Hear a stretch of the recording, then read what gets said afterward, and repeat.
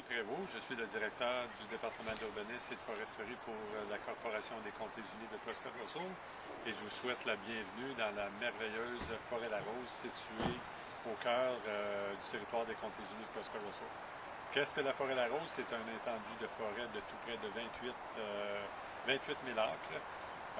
Anciennement une forêt gérée par le ministère des Richesses naturelles par une entente, maintenant gérée par les Comtés unis depuis le début de l'an 2000.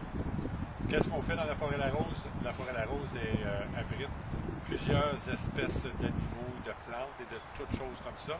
Cependant, ce qui la rend très populaire, c'est les activités qu'on peut y faire, notamment en hiver. Il y a plusieurs kilomètres de sentiers de ski de fond, autant ski patin classique, sur un total de tout près de 40 km.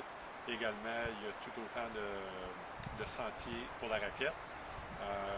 À l'été, ces sentiers-là sont utilisés par les clubs équestres. On peut également y faire du VTT, de la moto, du chien de traîneau en hiver, de la randonnée pédestre, puis également du vélo de montagne un peu partout sur le réseau.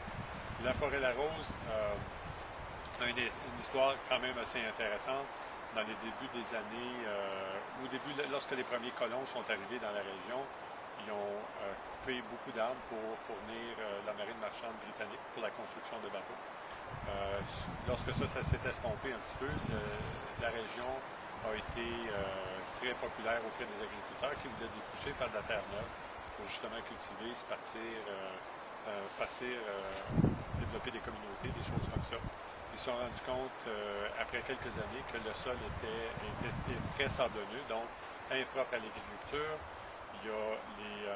Ce qui est arrivé, c'est que l'agriculture ça fonctionnait pas bien. Les agriculteurs, au fur et à mesure, perdaient leur terre.